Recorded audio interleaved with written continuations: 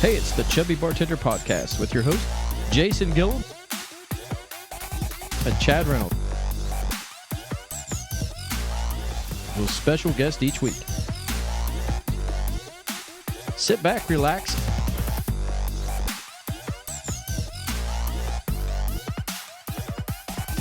and enjoy the show. Hey, we're back. Hey, we're back. Here we are, back from the West. I'm back from the West. Yes. Nice. So, hey, and I got you some goodies, Chad. Oh, my goodness. Oh, look here. This is look exciting. here. Oh, boy. This is the official Wyoming whiskey. Oh, my goodness. Wow. I'd say we'll have to partake in some of that. We will have to try that on the show. Yes. We're going to have to open that up. So we got another one coming up this week. We'll dive Western into it. bourbon. On this Very one. nice. I got you a little souvenir for your Jeep Oh, there. very nice. Yellowstone National Park. My gosh, people think I've been there. Yeah. Very nice. I know Very you nice. like to I decorate the appreciate back it. of that Yes, Jeep. I do. And Yes, I got something that you may want to try here. a little snapping turtle Turtle jerky. Now, I will. So first, before we get into all that, we got to thank a few guys. Yes, we do. Hey, I just grabbed the Diet Coke through a drive-through. Of course, I didn't do the drive-through. I did the app. I'd like to start off by thanking Mr. Brad Munn and Sarah Munn, doing business for over 40 years in our local area. Your local area McDonald's restaurants. That's right. Yes, Brad and Sarah Munn been doing it over 40 years. Jackson, Oak Hill, Wellston, and MacArthur. We thank you, Munns. Yeah. Who else do you want to talk about? Well, I was wanting to talk about an insurance guy. Hey. How about Gillum Insurance? Well, we're back now. Hey, you know what I noticed? I could quote. I was doing a lot of stuff from the road. The only guy I couldn't get quoted was your brother-in-law. Oh man, well, hey, that's not bad. You know, I mean, that's not bad. And he just and, wasn't a hat. Well, yeah, and I'm sure it won't. That won't affect things. He can take a look at the quote this week, same as he could last. That's so right. It's no big deal. But man, that's awesome. Give us a call 740-395-0357 over at Gillum Insurance, or shoot me an email jason.gillum@american-national.com. We'll look at total bundle package for you, or just an auto, just a home, or just a life. So sounds awesome. Or just a farm, whatever you got. There you go. How about this, man? You know anybody looking for a job? Well, I'd say we're going to talk a little bit about that here with the governor for election, Mr. Blystone. But if you know anybody looking for a job, we got some guys that are gracious enough to help us out over at the Think Hire organization. That's thinkhire.com. If you want to look those guys up, if you know anybody looking for a job, those guys, they've got several openings. I hear right now in Ohio there's around 90,000 jobs posted on the market. Wow. And Hire is doing a great job with putting people in those jobs. So give them a call, 740-395-0100, or shoot them an email, or look up their website at thinkhire.com. Heck yeah, man. Jump up off the couch and get back to work. Yeah, that's right. Yeah. That's right. COVID's over. Get your ass back to work. Get back to work. Okay. And the other thing I want to talk about, how about wake up, get off the couch, let's earn the day. Oh, where are you going to do that? Oh, AP Prep. AP Prep, our boy Prater. Yeah. I talked to him a little bit while I was in Colorado. Oh, really? He's just gotten back from there. He just got back. So we talked a little bit about that. So give our boy Jason Prater, look him up. Actually, don't look up Jason Prater. Look up apprep.info, and you will see they've got a full class schedule online. Any age group. I mean, I probably wouldn't bring a 2-year-old over there, but I'm sure they probably put him in something. They probably have him figure studying. something out. Yeah, they'd have him reading his alphabet by the time he left. Yeah. He could probably read when he leaves. Not only do they train you to be a spectacular athletic specimen, but they also are shaping young men and young women to be better individuals by studying, by helping with the ACT. So look them up at apprep.info. Hey, last and but not least, if you have any construction needs or engineering needs, watching a Conor McGregor fight. Yeah, or maybe winning a weight loss competition. Anything you need, call Geiger Brothers Construction, 740-286-0800. The boys down there, they are doing a heck of a job. Scott has jumped in here with us. We'd like to have him on the show. We're going to get him on here again. Oh, yeah. Scott's a regular, so got to keep him in the loop. So thank you, Geiger Brothers, and thank you to all the listeners and watchers. Hit that like and subscribe button, and we got some good shows this week. Yeah, we do, man. We've got a lot in the hopper. It's all of a sudden starting to fire up a little bit this summer. It's going to be a lot of fun. I think we've officially, both of us and Tyler have got our vacations all out of the way. It's over. Yeah. We're ready to go. Yeah. So, if you would, please, sir, would you turn the bass down just a little bit on channels 1, 2, and 3 on the black thing here? This thing. Yes. It'll be the low button. Should be. It's a green one. Third one down. Yep. Just a little bit. Turn them to about 930. That should be getting a little bit better. Yep, not as fuzzy. Yep, there we go. All right, thank you, sir. Thank you. Thanks, Mike. And now, hey, we've got us a special guest on here today. He's running for the Ohio governor, Mr. Joe Blystone, out of Canal, Winchester, Ohio. So you're in the hot seat, man. What are you thinking? Who wants that job, Joe? Who wants that? And that's exactly right. I was just sitting around the farm thinking, just a little bit. There you go. oh, see, I can't even get this straight. There you go. You know, I was just sitting around the farm thinking, where's the biggest hornet's nest I could jump into? I think I found it. Yeah, I bet you did. Yeah. So, Joe, I got to be honest with you. What should we address you as? Should we address you as governor-elect? Should we address you as Mr. Blystone? Should we address you as Joe? Where you going? Joe's good for me. Joe's I'm good? just a common guy. Okay. Just a farmer. Okay. Yeah. So tell us a little bit. Why are you deciding? Have you been in politics before? Oh, absolutely not. If I was in politics before, maybe I wouldn't be jumping into this. Yeah. What's your background? So we operate an 83-acre farm up there in Canal, Winchester, cow-calf operation to feedlot. Okay. Back in 2004, I built a packing house, and that's just kind of organically grown into a retail store, a bakery, restaurant, tap room, and a event center. Okay. Yeah, so over the course of a dozen years, we went from a two employee shop to today we employ about 70 people. Oh wow. Oh, wow. So you know about economic growth. We do, and my gosh, this is the greatest country in the world, and all you got to have is a little bit of grit and determination, and you can go far in this country. Yeah. A little bit of work goes a long way. Yeah, absolutely. So you started your business then in what year? So I built the packing house in 2004. Back then, we commercially fed out lambs. Okay. We were raising about 1,000 lambs a year. While I was doing that, I also owned another company off the farm. I was in the automotive equipment business. Okay. I shut that business down in 2008 when the economy went bust. Okay. Yeah. All right. So Joe, was this a family farm that you had from previous generations, or is this a farm that you went out and purchased at a certain time? No, I actually I met my wife, Rebecca Harrison. She was a farmer's daughter. Okay. Actually, she and I was both involved in horses. We met through an equine club. And 8th grade school teacher. We got married in 99. Okay. And actually, I lost her in 2008. I'm sorry. Yeah, I'm very sorry. So she and I, we started the packing house together in 2004, and I've just kind of carried on the legacy, building the business up, and I have found another life partner, and her name is Jane, baker by trade, and she's just about as hard of a worker as you can find, and she's tough, and she has to be tough to be married to me.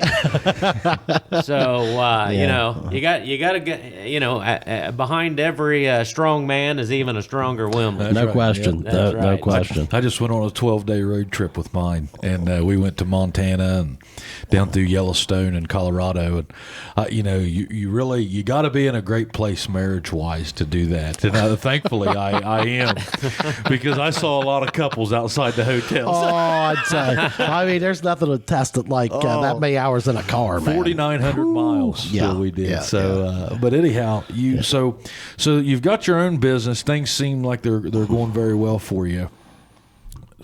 I got to ask. I mean, Chad and I are pretty in our area, our local area. You know, we're pretty well known guys, and I can't imagine being the governor. Not only the pressure, but the what do I want to say? The solitude is over after that. Oh yeah, I mean, you're basically the whole fishbowl concept. I mean, you know, your private life, everything else is no more, man. I was thinking that as you walked up the street, I was thinking, if this guy wins the governor race, you won't be able to do that. Yeah, I guess we'll see there. Well, you know, though, the thing I would like to see, the thing I find somewhat refreshing, Joe, I just met you, but you're not the cookie cutter politician type. No. I would imagine that in your head you think, well, I'll still walk down the street just like that and talk to people just the same way. Am I incorrect in saying that? Or? You know, you're not incorrect because we have too many people that whether they go to Columbus or go to Washington, and then they think they're on top of the hill there, and they don't have to communicate with us common people. Right. Yeah. That's one of the big problems, and I think the only way we change that is obviously take the system over, and the system definitely needs taken over. Okay. So at what point did you make the decision? Hey, you know, like obviously, I mean, we were just talking. You're a saw farmer. your sign probably a year and a half ago. I probably saw your first sign. It's been a while because I thought I saw the cowboy hat, and I ride horses, and I used to show reining cow horse. So we probably know a lot of the same people. So, but I saw that and I was like, "Who's that guy?" Did you say a year and a half ago? I mean, the last year with COVID has been kind of. I think he was drinking that day. I could have been. Was it not that long ago? So probably we probably got our first signs out maybe first of probably March this year. Man, it may have been. Okay, you know, yeah. It's all running together the last couple of years. So Joe, like, you know, you're a farmer, successful in the business. I mean, you know, politics has sort of been front and center for, I think, every American for the last 2 years. 2 to 4 years. Yeah. It's been, you know, things have gotten pretty hot. What would you say? At what point did you decide? All right, man, I'm ready to share, you know, my ideas. I've been focused, I guess, with building my business, building my farm. I am now called to service in the political realm. Like what brought you to that? Was there a specific event? You jumped up the ladder a good bit. Right. Yeah, and I agree. I mean, this is a monumental task, especially for somebody who has never entered any public service whatsoever. But you know, here's what I can say. Last year, it was definitely mental and physically stressful to live in this state, live in this country. Yes, it was. You know, we saw things come down the pike last year that it was like we were scratching our head. Is this still the United States of America? Yeah. And when we have our, I like the way you said that. You didn't say, "Is this Ohio?" You said, "Is this?" It wasn't necessarily just about Ohio. It was about, "Is this the United States?" Correct. And you know, when we have our, they think they're our leaders, but they're just our elected representatives. But you know, most of these people, they don't represent us anymore. And when they start closing your business down and telling you, you know, don't go to church and don't send your kids to school and don't go celebrate a holiday or a birthday or anniversary with your family, and my gosh, if your loved one is in a hospital or in a nursing home and they're on their deathbed, by gosh, you can't go in and grab them by the hand and tell them that you love them and wish them goodbye. I'm dealing with that right now. Yes. My stepdad, they're probably going to unplug him in the next day, and I don't want to say unplug, but that's not it. But and you're only allowed still right now. I think I don't think I can go if somebody else has been there that day. Well, and I'm sorry to hear that, but that's that many died last year with no loved one by their side, no priest, no pastor, nobody. Right. And I just can't even imagine that. Right. I thought about that on the road with my stepdad. I was like, man, you live all your life, and you just hope you're not there alone. And he's not alone because of a situation. He's alone because of this COVID thing. Right. And it's a tough deal, and it's hard on people, and it's hard on the people that are voting. It's hard on the people that are representing Ohio. It's just there's a lot of stuff right now in the mix that's just really tough on everybody. It absolutely is, and our government, well, our state government, this wasn't the first pandemic that came down the pike. It's definitely not going to be the last pandemic, but they have this idea that they can scoop up the Constitution, throw her right out the back door, and not worry about it because we have an onset of whatever their narrative being pushed according to the pandemic, and it's just nonsense. And we got to hold these people accountable. Right. So are you running on the Republican ticket? I am running on a Republican ticket. I don't like to be called a Republican because right now you can't. My gosh, the Democrats and the Republicans kind of look the same these days. Yeah. So tell us. I've been following you on social media, and I see that you use the term rhino a lot. And I'll be honest with you, and I think Chad's the same way. We're both young fathers. My son is 7. Chad's kids just are turned 9, and I got 10-year-old, 9-year-old, and one at college. And one is 20, 19, 20. So his daughter goes to Brown. Yeah. Oh yeah. So pretty proud of that. Yeah. But so we, honestly, I'll be real. I vote and I pay attention, but to be like engulfed in all that stuff. I mean, you probably don't know this. I had a bar during the course of COVID, and ran an event center. Okay, and I was not really happy with the path that leadership took for a bar or event center or basically anything other than Kroger or Walmart. I was and I'm not saying it was one of the reasons that I got out of it, but it definitely was icing on the cake. I mean, it was just something I just didn't feel like fighting anymore. Not that I'd given up. I mean, if you know me, I don't. Boy, I mean, there's a lot of people that were in service industries like that where it just broke their back. Right. And I mean, right. I guess if you could explain like the rhino. Yeah. Thing. I mean, because forgive my ignorance. And the reason I was asking that is because just like that, like you said before, and I think this is where you're going. Yeah. There's Republican not Republican activities. Well, what Republican the Republican Party should be standing for is plain and simple our Constitution, liberty. It is the law of the land, and they should be leading with that in mind. What our forefathers set forth, hundreds of years ago. I mean, my gosh, wasn't those folks led by God to write our Constitution that is so important today? Yeah. I mean, it's just amazing that how did they know? How did they see that? How did they see that? Yeah. All I can say it was godly. They had to have been led by God to write that. Yeah, and.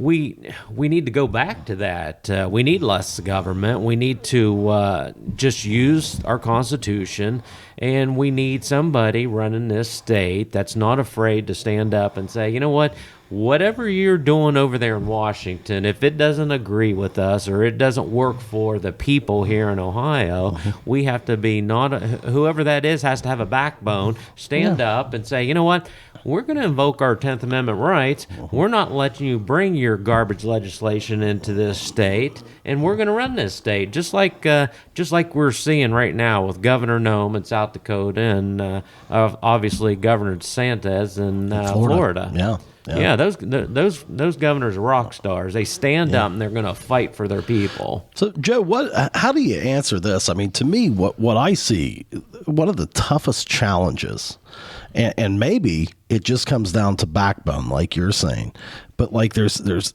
everybody is so divisive right now.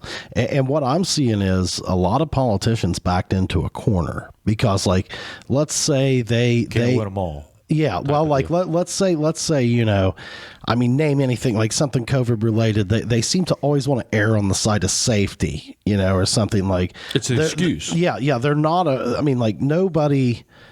It's like if you're damned if you do, you're damned if you don't. You pull the mask. Whatever it was, the mask mandate. Yep. Well, then you got, everybody's all fired up. Well, he doesn't care about people, all this, whatever. Okay, you make people put it on. Well, I mean, now you're violating people's liberty and everything like that. I tend to be a little closer to that. But I mean, like, what?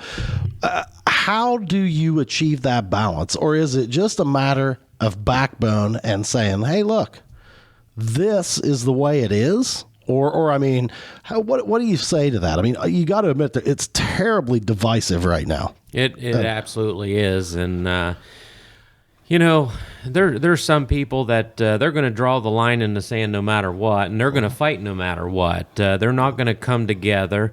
And I blame this on Washington. We see it every day. The other side of the aisle can have a good, something good set forth, but yet.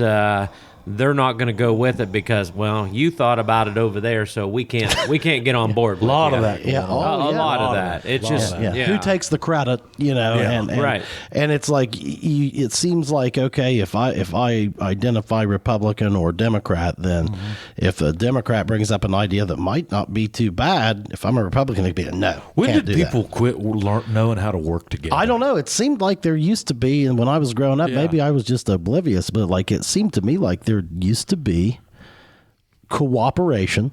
Right. I mean, I'm not going to say they all liked each other and agreed with each other's philosophies. But they were decent human beings. But they could get the job done. Right now, it just seems like gridlock.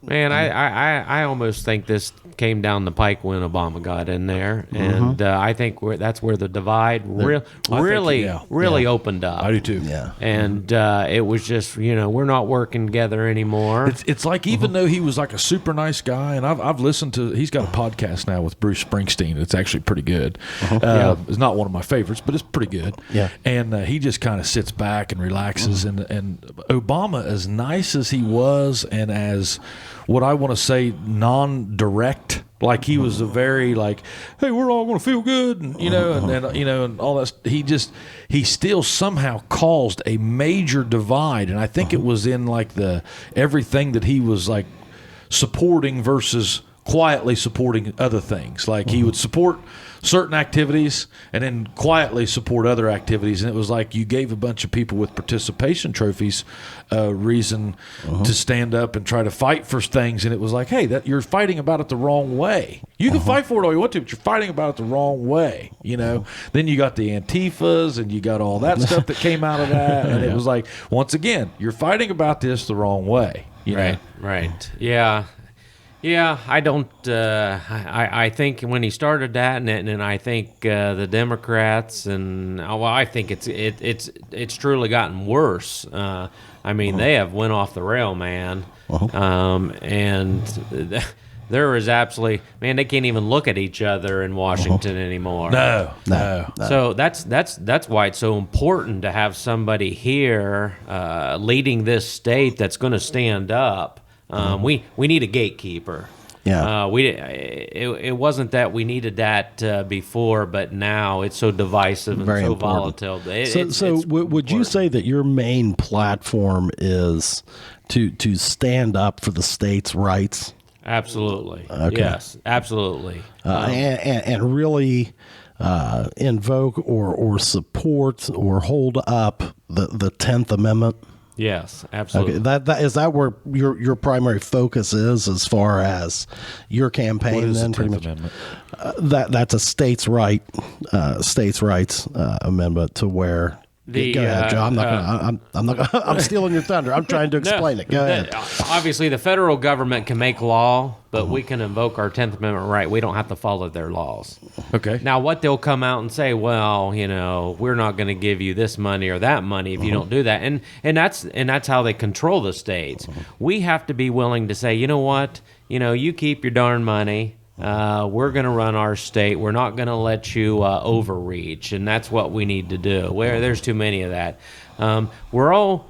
I tell you what, I'm not going to tell you who I talked to this morning, but I did talk to our representative, and we talked about the transgender rights of men playing in girl sports. What do you think about that? Because a man just won the Olympic medals in the women's sports. I think it's nonsense. I think what in the holy a big man. Yeah. Somebody size a Chad. Well, I mean, guys, it's one of those things where, like, I get it. Everybody's trying to get along and everything, but man, that's just taking it entirely too far. I saw dude. my Like, first one. I mean, like, here's the deal. I mean, here's the deal. You're either a man or a woman. That's what I feel when it comes about to it. competing in athletics. You either got I'm nuts sorry. or you don't. Yes. That's I right. mean, I'm sorry, but like, I can't play basketball on the girls' team. No. No. And I mean, that's just the way it is. I'm sorry. I mean, but like, look, dude, you don't have to play basketball. Well, if you do, you can play with the boys. You can play on the boys' team. Yeah. But you are not. I mean, I can't see where we ever got to the point where we're like, oh man, that's great. I can't either. That's a good who idea. made that decision? How that you're in like, the hell you did know we what? get there? You lucky bastard. We're going to put you on the girls' team. How in the world? You know? I mean, How's that happen? Where did this happen? I mean, it's like Who's that all, guy? hey, all of a sudden, it's like, well, you want to play on the girls' team? Well, go ahead. It's great. Yeah. Yeah. It's Good like, for you. wait a minute. I mean, wait a minute. I just don't know how we got there, Joe. No, and I assume you're in the same boat. Yeah, I don't know how we got there, but we sure as heck need to reverse course. Yeah. Yeah. I mean, is that? I don't know. I don't pay attention around Ohio that much anymore. I mean, is that happening around here right now? I'm not sure where it's happening. I'm sure it is happening in Ohio. The fact is, Representative, I believe it was Powell, Jenna Powell, and I know she put forth a bill to rein that terror in. And Buddy DeWine came out and he actually said, that should be dealt with on a local level, and he was going to veto any bill put forth for that issue. And again, here we are with common sense is definitely not common anymore. No. And these what I call rhino Republicans. What's that stand for? Or what's that mean? Rhino Republicans, just good common sense, conservative Christian values should be passed through there just lickety split, and for some reason they will not get on board. And I say they're a big rhino and they should be on the blue side. Yeah. They Republican title, Democrat activities. Absolutely, just like our current governor. Yeah, you think he's like that? Absolutely. Okay. So now, are you running against him? Has he declared that he's going to run? Or? Yep, he said he's going to run again, and we have to get him out in the primary, which is next year, May 3rd. We got to get him out of there. If we don't get him out of there in the primary, there will be no path to success, because in a general, he'll pick up a lot of votes on the Democrat side. Yeah. I mean, how do you feel like you'll do, running? How do you think you'll do with the Democratic vote, versus what he can do? I mean, or what would you tell a Democrat right now that was looking at you? Because right now, I'd say at least on this show or podcast, whatever you want to call it, we have people of both parties. What would you tell those people when it comes to their election thoughts about yourself? Well, I think there's still even some, independents and moderate Democrats that still believe in what this great country was built on: life, liberty, and the pursuit of happiness, small government, and safe communities. Yeah. Safe communities. And and obviously you see a lot of these metropolitan communities, we're going to, defund the police. I mean, how asinine is that? Yeah. And I believe these folks, they still believe in safe communities, capitalism, and I'm sure there's many that are not far left like the media's pushing. I guarantee. Man, you. I don't know about here in Ohio, but I was just in a country or in a state that I can tell you. I mean, I saw my first transgender that I know of. It was a very apparent out west that there are more people here than us. Like it's. As far as the Southern Ohio, we classify everything as Southern Ohio, but I went out there and as far as our area, but I went out there and I realized that hey, there's a pretty big world out there. Oh my, yeah. A lot going on out there that I didn't really realize what was going on. I mean, Denver was a melting pot.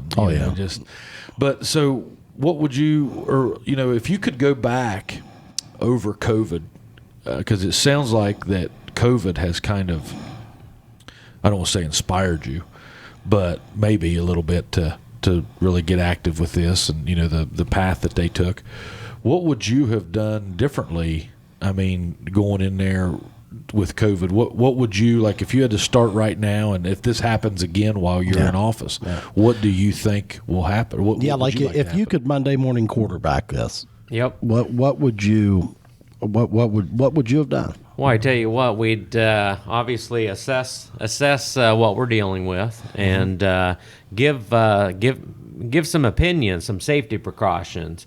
This is what you should think about doing. Now they did that.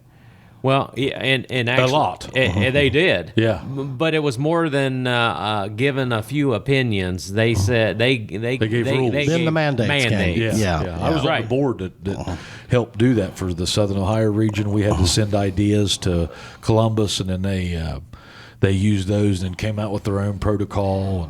What are you trying to tell me? This is your fault? No. I'm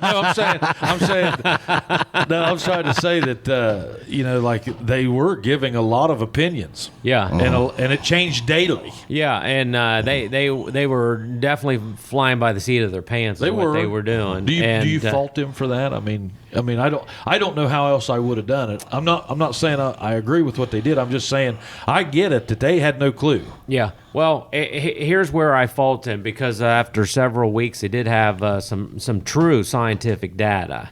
Yeah. And then they come out and they said, well, my gosh, you can't, you doctors, you can't be using hydroxychloroquine to treat these patients.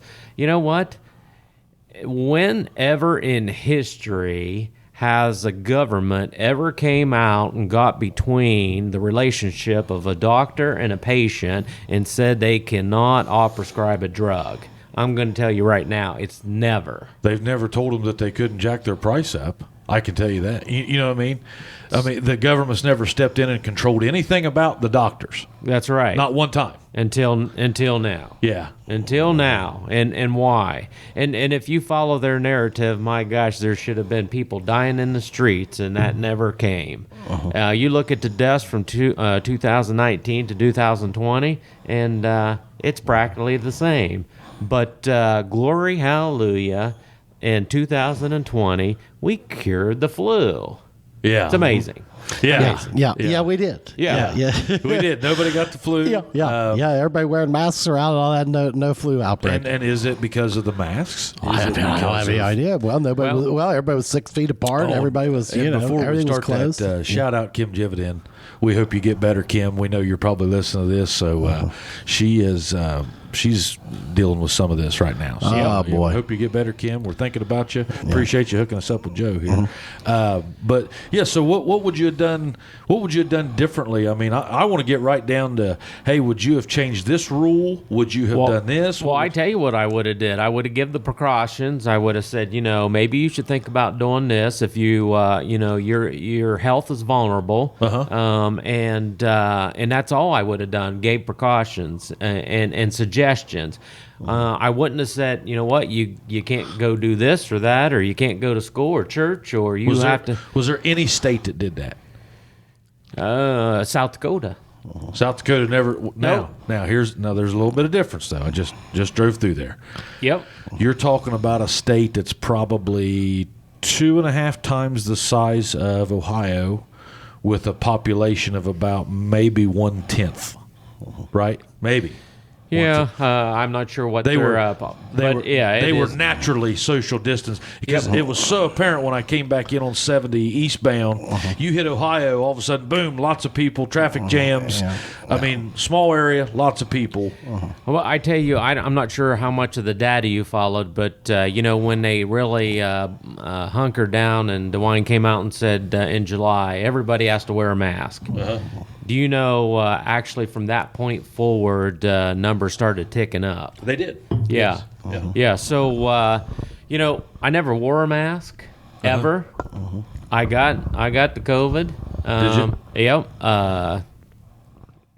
It lasted about 48 hours. Basically, I was tired, but I kept on doing my everyday chores. I never stopped. Yeah. My wife did get it also. She lost her taste and smell. She laid around on the couch for about 4 days. We didn't do anything out of the norm of what we usually do, but she was back at it again. I just think that if you was vulnerable, maybe you should have did a few things a bit differently. But to your point, you're saying you would have been happy to give those precautions. That's right. And make the information available. Where you got sideways with it a bit was with the mandating of, hey, Joe, you have to close your business. Correct. And it wasn't just and here it wasn't equal across the board. I mean, Right. he told me I had to close my restaurant down, but the Walmarts and the Targets and the Krogers and all these places, well, by gosh, you got to stay open. they were you're deemed essential. Yeah. And it wasn't only that you were allowed to stay open, there was zero policing of how many people went in and out of there. Exactly. So you could go to the local Walmart and get you a pair of shoes, but if you go down here to Joe Smith's shoe shop, well, you couldn't go in there and buy shoes because he was deemed unessential. Yeah. I mean, there was no fairness. There was no common sense to what was going on.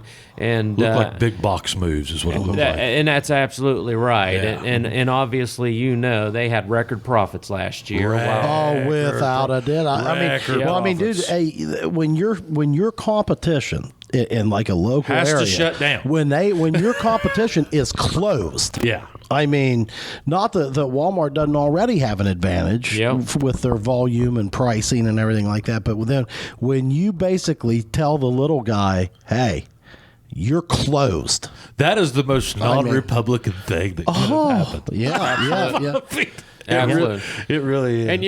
And there we go, back into the primary election last year. How about let's just close it down and then start mailing out all these so-called mail-in ballots? And even to people who didn't request a mail-in ballot, how about we send 3 or 4 or 5 or 6 to them? I mean, if you talk about the fraud in our election last year. And you go back to the Constitution. These systems for elections were now. It's 2021. There is some adapting that I think you have to look at. I mean, I really don't want a rule from 1600. Okay, it's 2021. Things change. What I would I think what I observed last year in a lot of different things is the pandemic was taken, and I listen, I'm not saying it wasn't real or anything like that. That's not where I'm going. Sure, yeah. But I think that it was manipulated to work in favor of a lot of people that wanted some policy to go through. Because once it happens once, it's kind of hard to put back in the bottle, right? Like That's if right. it was okay during the pandemic to do something this way, it becomes very difficult to roll that back and say, well, now the pandemic's over, we're not doing that anymore. They'll That's just, right.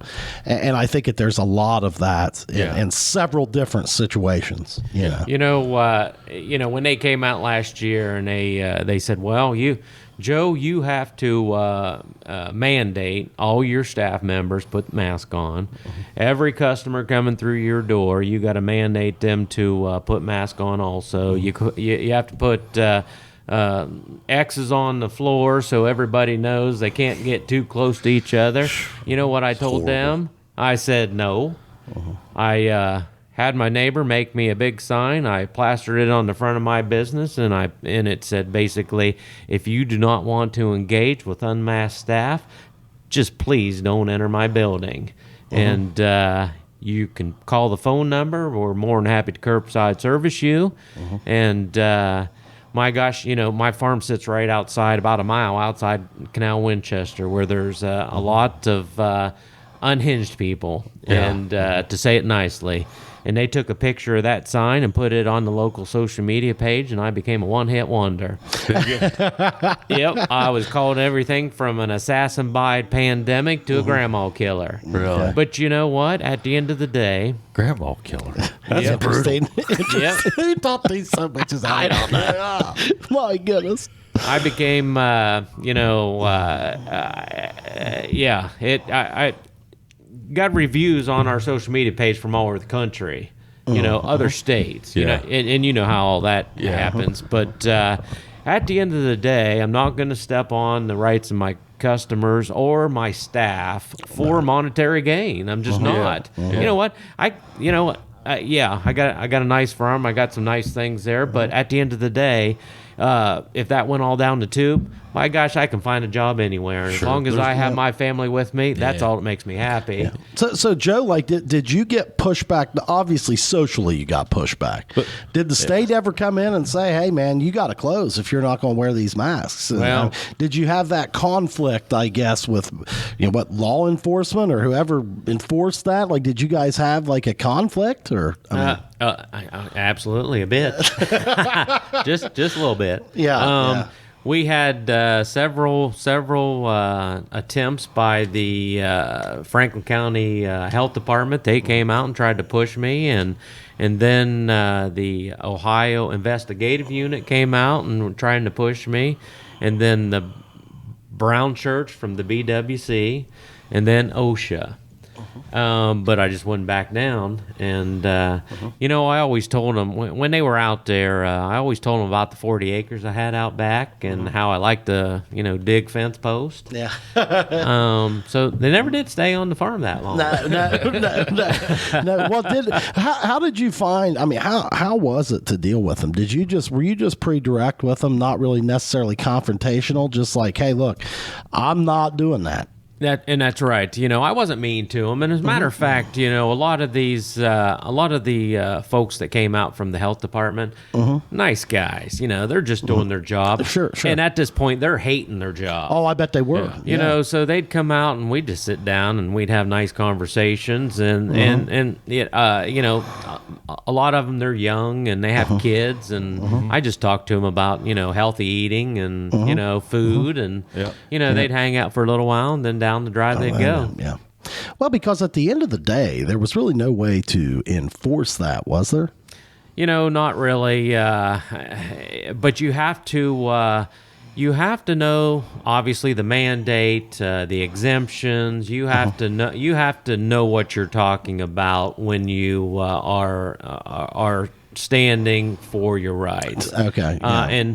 And I tried to get many other businesses to stand with me, but they were just afraid that they'll take our liquor license, and they fell to the intimidation of the regulators. So. Right. Yeah, I saw that.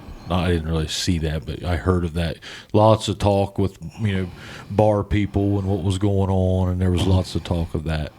Threatening liquor licenses. You were just scared. Right. You were scared to open your doors. Sure. You weren't scared, but you were scared. Well, you didn't really know. I think there was a lot of unease. The public, 1 out of 2 of them, you were going to be one way or the other, just like everything else. That's what I'm saying. One guy in would wear his mask. Hey, what do you need us to do? We're here for just make sure. And the next guy, kiss my ass. That's right. And it was a tough balancing act. Trying to keep everybody happy. Yeah. And like you were talking about it a little bit ago, and it sparked my thought. So think about, you talked about like the enforcement or the policing of all this, and think about this, man. If you become governor, that guy, that Joe Blystone that's in Oak Hill, Ohio, or Wellston or Jackson, Ohio, that guy that's out there hucking and bucking with his own business. He has not only paid a sales tax whenever the purchasing of the property, or he pays a property tax every year for that property, then to the tune of about 30%, 30 cents for every dollar that comes in that business goes to the tax situation, which you're paying the government.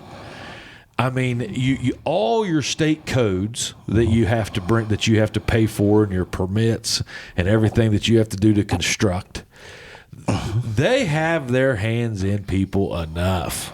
Right. I mean, I noticed that whenever we did Parks Edge. Yeah. It was, just inspectors and codes and permits, and I wasn't really involved with that. I just saw it, and wow. Well, with the background of your business, Joe, and I'm sure you're well aware of that. Well, we you think that's right? Heck no. Yeah. We business tax friendliness, we rank about 45th in the country. Yeah. Oh, okay. 45th. Really? Yeah. Between if you've been in business, that's a great stat. 45th. We are Are you serious? We are 45th out of 50 when it comes to business tax favorability. Yep. And to try to get folks to come in and bring their business into Ohio, DeWine's answer to that is, how about we just put a $50 million advertising campaign with the proposed budget to try to entice outside business to come here, which makes no sense at all. How about we, if we're going to waste $50 million, why don't we just spend it on businesses that are already set up in Ohio? And give them a tax abatement or something. Yeah, because it's our money. Yeah. He is the financial advisor for the Ohio tax plan. Right. Basically. Right, and that's exactly right. Well, Joe, would you say that then, all in all, when you're talking about your platform, you're basically calling for, less government? Oh, absolutely, less government. I mean, we need less government. We need government out of our living rooms. We need them out of our pocketbook. You know how it is today. The husband and the wife have to work hard just to make a minimal living and take care of their family. Didn't used to be like that. Man, the guy that was here earlier, we were talking a couple of years ago, and he said, Chad and I are both in sales. I have an insurance agency. Chad's in medical sales. And I've been at it almost 20 years. And not that that's a long time, but it's long enough to make some assessments, Yeah. And you really have to continually go hard now, both individuals in the household, or if it's just you or however your situation is. But I've noticed as a husband and wife, we both my wife's a kindergarten teacher. His wife's a fourth grade teacher. And, our wives have to work, right. And they not only, they don't have to work, they want to work, don't get me wrong, but you just, now, I will say our generation or this time of life, people want more than what our parents' generation had. I can remember, Grandma and Grandpa's house, today, back then it was like, man, that's the nice house in the family, and nowadays we want more than that, it seems everybody's got a pool, everybody's got a brand new car, everybody's got Nintendos, back then you didn't have that. Right, and that's right. Society has changed a bit, and everybody's trying to keep up with the Joneses. Sure, which is, I don't know if it's that or if they're just living. I don't, I think a lot about that. I don't think anybody's trying to keep up so much as they are saying, hey, I think we've figured out the fact we're not here for long. Right. And if you got it, spend it. Yeah. Well, I think that a lot of people are seeing, good or bad. I mean, I think a lot of people don't have a lot of faith in the Social Security system and things like that. And I think they're looking at it like, well, man, I'm going to be working until I'm 70 or 75 anyway. Yeah. Hell with it. Well, if you've got, like Joe said, I don't know, I haven't researched this, I'd have to, but if you've got people that can make $50 million calls Yep. without your vote. Yep. for that campaign you talked about, and they are also in the same building or whatever, same realm of the people that have our Social Security, right? Or is that federal? That's Fed. That's the Social Security's federal. Yep. What's the state one that you get? Anything? Well, I mean, there's a you got it strictly depends. paid plan? You got public employees. You got the teachers, State teachers. Yeah, PIRS or OPRS. PERS. Yeah. yeah. So, but still, I mean, that's their Social Security. You know, it's just that really makes a lot of sense. That 45th out of 50, because coming on that big vacation that we did, there's cranes everywhere in other places. I mean, you see a town like Jackson, 6,000 people. There's towns of 6,000 people out west just thriving. Yeah. Well, you know, for instance, Florida. Yeah. So Florida has they have almost twice as many people that we do, and I'm sure they're going to. 20 million. I'm sure they're going to have more people than us soon because everybody's moving to Florida. Florida and Texas are blowing up right now. Right. Yeah. You know, Ohio, we got about 11.5 million people here. We got a $70 billion budget. Florida has almost twice as many people, and their budget's only $5 billion more than ours. So something's wrong. That's it. But you know, you look Do at. you know a lot about how it's spent at this point? I mean, can you know? I mean, you're not in office right now, so are you able to really dive into that as just a public person? So I tried. Yeah. You know, I jumped into that budget here several months ago just to try to educate myself, and yeah, you can see a lot of waste in the budget, but you can't follow all the money. And I believe it's What do you mean? What do you mean? It's very elusive. You can't see where all the money's going in this state, and I believe that's by design. They don't want us to know where all the money's going. Yeah. And that needs to change. Can you give me an example of that?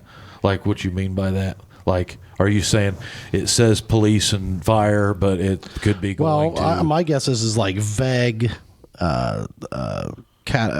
categories, such as that, like policing. But I mean, you know, think of all the different line items that would fall under that. I mean, just yeah. You know, you got a bit just like a big old pie chart. Yeah. You know, and you got different departments. You know, whether it's public safety or schools Roadways or infrastructure or what have you.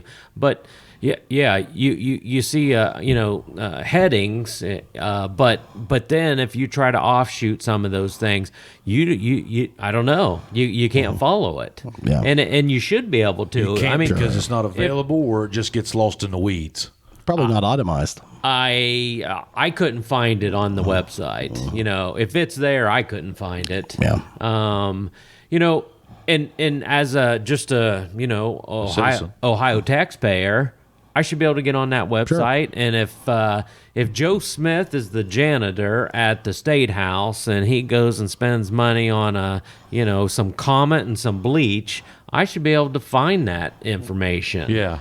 Because it's my money. It's your money. If last year you budgeted, that custodial department $55,000, and this year you're budgeting them $137,000, where's the amendment? Where is the, and maybe it's there. I don't know. I'm just asking. Well, they have, and I couldn't understand this either, but, I got some answers now. But, we have a general revenue account, and then we have non-general revenue accounts. What's the difference? Well, the general revenue account, they say that's our balanced budget.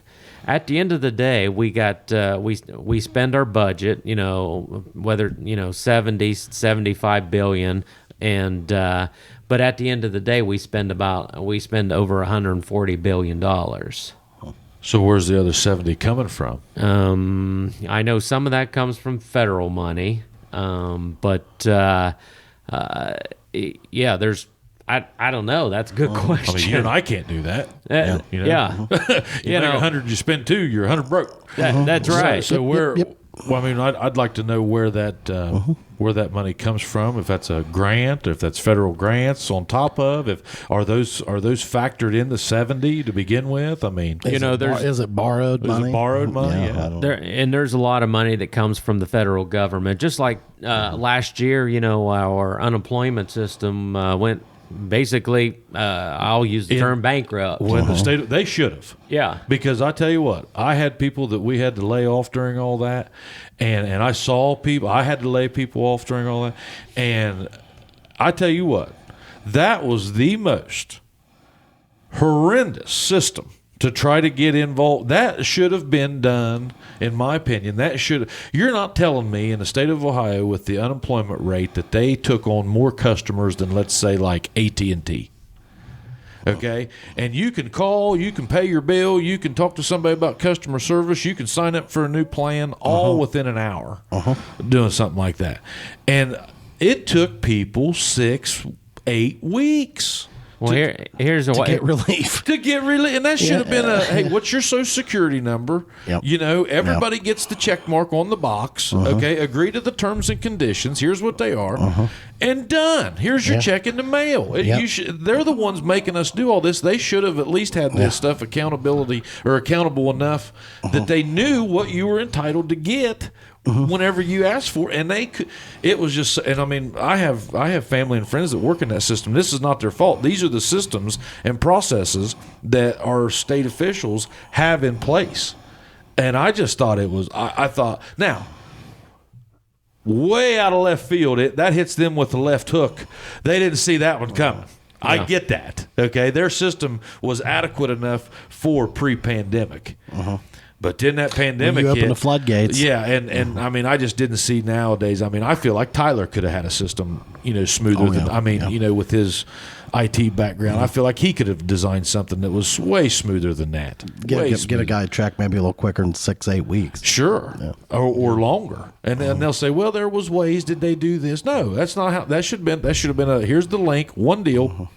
Well, and I mean, I think that if anything, the pandemic should have streamlined that. They maybe could have come up with a little bit quicker process. Maybe cut some. Because the state knew they're the ones going out there shutting everybody down. And they're not giving us enough here credit. it comes. I mean, we used to do everything by U.S. mail and courier service. Yeah. And I mean, you're telling me we couldn't have figured out how to open a text? Yeah. And done it that way? I mean, they're not giving us enough credit. Yeah. I mean, they could have figured that out. Make that process smoother. That was horse shit. Yeah. Well, I'm sure you guys know that, they mismanaged our money. They paid out more than $260 million plus in fraudulent unemployment claims.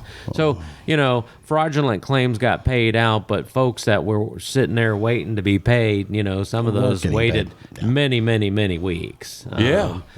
So fraudulent claims, people weren't laid off and double dipping. I don't know. They just were labeled fraudulent claims. I bet you anything you could have snuck that through there.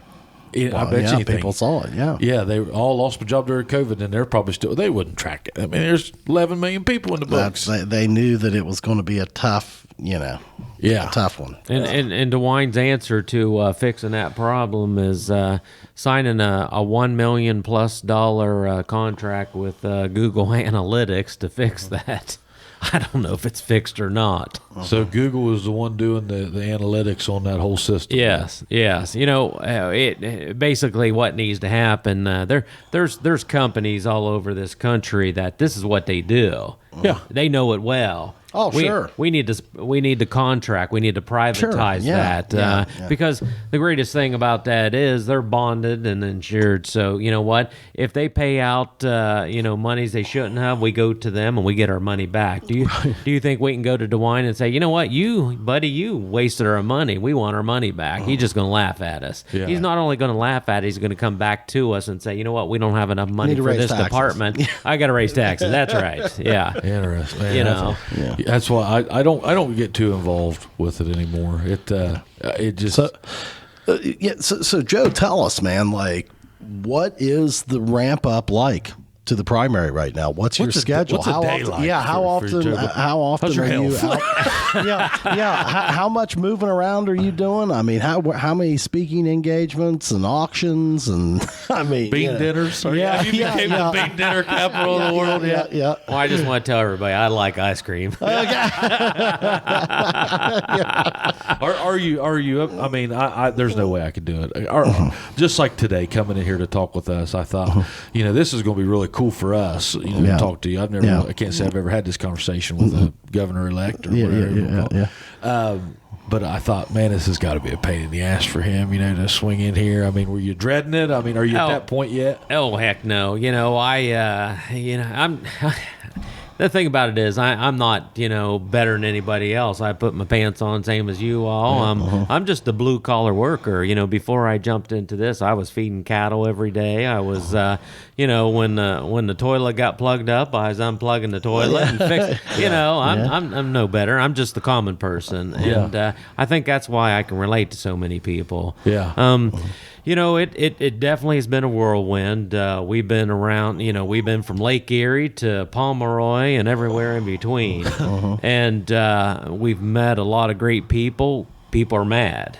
People are tired of the political environment. They're tired of politicians. They're tired of, the politicians living off of our backs. And that's they're supposed to be there representing us, and they've forgotten about us. Yeah. So people are really they're ready to go. Trump woke up the country. And DeWine keeps giving us presence of stupidity. So the people are engaged here in Ohio, and they want somebody that's going to work for them.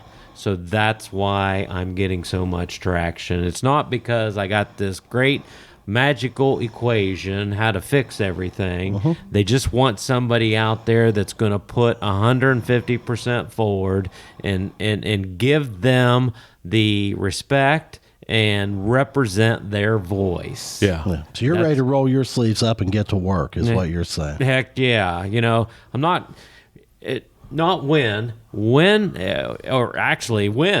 When I go to Columbus, I'm not going down there to make friends. Yep. I always say if nobody hates you, you're probably not getting anything done worth doing. I attest to that. All these politicians, they go down there, they want to make friends and do their backroom deals. I'm not going for that. As a matter of fact, I don't want to be a career politician. I want to go down there and clean the mess up, show people that a blue collar worker like myself can go do that, and just kind of inspire somebody else to do that also. I don't plan on making this a career, because I kind of like feeding cows.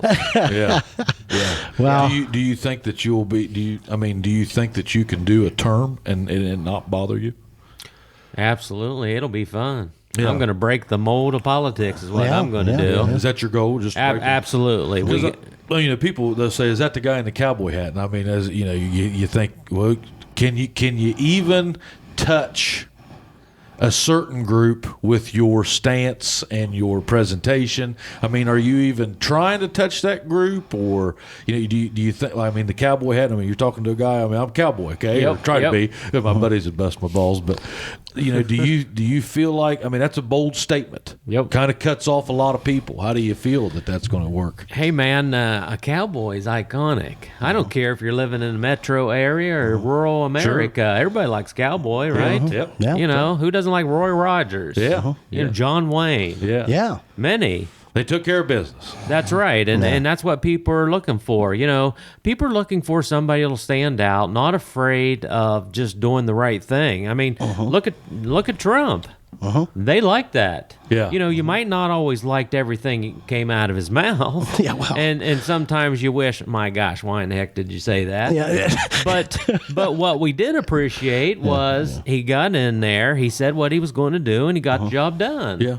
I think what we're seeing is, to your point, Joe, maybe the typical politician is going to start looking a little bit different going forward. Yeah.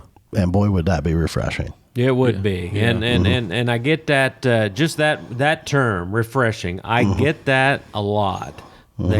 People all over are telling me that, because that's what we're looking for. We're looking for something out of what the ordinary is. What do you think happens with people like a politician, for example? What do you think happens? I've said this for years. I don't think anybody wakes up every day and says, "Man, I'm gonna see how bad I can screw them some bitches today." I mean, I don't think anybody wakes up and says that. I mean, that I know of. And I'm not saying that I'm sure if you talk to any politician, they will tell you, and they believe it, and I'm sure it's the truth for them.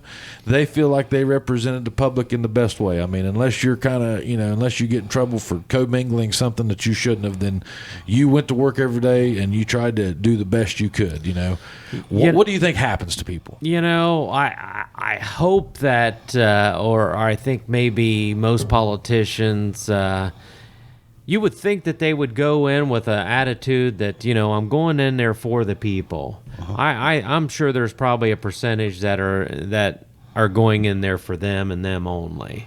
Whether or not they know it or not. Quite possibly. I would have to also wonder, but what happens in that process? They may start off saying, "Hey, man, I'm doing the right thing," and they may well indeed believe they're doing that. Mm-hmm. But there's going to be large campaign donations from certain people. There's button pushers out there, boys. Yep. that are going to want their back scratched. Uh-huh. And, it's become a kind of a perpetual cycle. And then I think you see a candidate like Joe that's like, hey, dude, this is how it works with this group. Yeah. And I think that's interesting. I think it could be a new type of politics, quite frankly. Right. We got to have people who, not motivated by money. Right. There's a lot of people out there that's not motivated by money, but there's a lot of people that are. Yeah. So as we know, so you gotta be willing to go in there, get the job done, and go back home, just like our founding fathers. I mean, my gosh, if you're a politician, you've been in there 10, 20, 30, 40 years, you've lost touch with them. Yeah, absolutely. You don't even know what the American public wants or what their stresses are every day. Right. Yeah. Right. You're hearing what they want you to hear. I believe that. Yeah. What do you think about like the agricultural side of Ohio? I mean, what's something you would like to focus on with that? Because I just came from big farm country. I think recreation is probably, and I'm speaking Southern Ohio stuff, but I think I don't travel up north a lot. I think recreation and tourism is the only thing that's going to save us. I really do. Because I don't think the people here, maybe I'm an asshole for saying this, I think the people need to get some ambition and gumption back. Well, as far as farm agriculture is the biggest industry in Ohio. I don't know how. After seeing our land compared to like Kansas and South Dakota and Montana, I mean. Well, we're just talking about industries here in Ohio. Good point. You get up into northern Ohio, and I mean big vast fields. And when I say agriculture, I mean agriculture goes across many facets. That's bio and electronics and all many areas. Yeah. It's a blanket. You used to be. We talked about FFA, Future Farmers of America, being in schools, and they've kind of renamed that to Ag Science now. Okay. Because it does. You don't have to drive a tractor across the field or raise livestock to be in the agricultural industry. Sure. And that needs. We need to educate our youngsters across this state that there are ways to get into agriculture, and it might not just be what you think it is. I believe in our school systems we need to bring back ag science or FFA, whatever you want to call it. That should be in every single high school across this state. Yeah. They even have this in some metro areas, and they teach them some good skill set. You can get in there and you can do electrical or plumbing or public speaking or many different things, and it's just good. It's good for these youngsters. Yeah. I get many parents, they want their young people to come to work for me at the farm. We usually start them out in the restaurant on dish tank or running food, that sort of thing. I'm blasted by some of these young people. They don't know how to read an analog clock. They can't count change back. Just things that you need to know to get through life. Right. And, right. and we need to be teaching these things back in high school, and bring back shop class and home economics and these things, because you don't have to go to college to be successful in life. Right. Well, that's kind of. I mean, well, that's a great point. That's a good role of a state, is to, hey, we might not make you might now. Chad's daughter's going to Brown, so we might not make everybody a Brown student. However, whenever you come out of an Ohio school system, a state public school system, you've got the essential education to maintain a life. Yeah, well, my thing is, let's refocus on the trades, and let's not be afraid to say, look, man, college may not be for you, and that's okay. That's great. That's right. Don't go take out a bunch of loans and put yourself behind the 8 ball. Maybe that's not your thing. Yeah. And that's cool. Yep. Like, I think we kind of got into a thing where it's like, oh, if you don't go to college, I mean, you can't have a career. You can't do that. And it's like, I disagree. Right. Yeah. You're as big as you want to be. Oh, yeah. Right, right, and that's been going on for. I mean, they were pushing college when I was in high school, and that was just a couple years ago. Yeah. But so what would you tell them? I mean, we'll wrap it up. I know you've got what's your next? You got another one at 5. Yep, I'm heading down to Gallipolis. We got 2 more events down that way tonight. Nice. So what time did your day start today? Well, I usually roll out of bed about 5:30, 6 o'clock, and start watching the news to see what brush fires burning the most that day, and getting our post out on social media. And You're doing that yourself. so I do the post, and then I have a team that puts it out on all of our different platforms. Okay, yeah. That's a full-time job. It is a full-time job, and but I like to be in control of that. I like to I don't want it to look like it come from somebody I'm paying. I'm paying them to do it. Right. Well, you're genuine. It's authentic. I mean, Yeah. Well, there comes a point with all that stuff where, I mean, we deal with that in this all the time. I mean, too much. I mean, that's just if you're focused on that being you, then you're really trying to be genuine. Not that we aren't. No. We just can't fit it in our process. So Right. So Joe, in closing, what would you want to leave the voters listeners, with, or listeners? What would you want? What final words would you want to leave the folks with? Well, I just want to say, if folks need to, whether they go to my website or they need to learn about me. They need to give me an opportunity just to talk to them. I think they'll find out I relate to many, and I don't care if you're on the right side, the left side, or in the middle. Yep. At the end of the day, this country was built on godly principles. And we need to make sure we got life, liberty, and the pursuit of happiness in this state. And I think most of us, I think we could all agree to that, if anything else. By all means, I'm not looking to be a leader to anybody. I'm just looking to be a representative of the people. Okay. And that's where a lot of these politicians, they forget. Yeah. And they want to do their thing. Well, I'm not going in there to do my thing.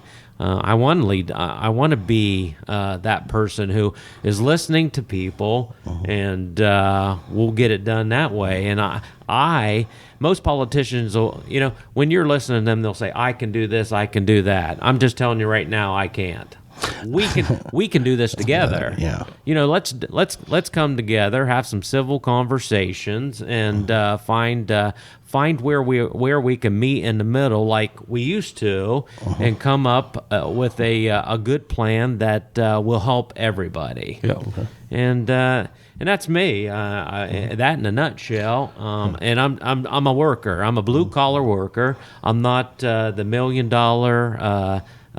guy that wants to become a politician that lives in the glass house up on the hill. Yeah. I'm just like you.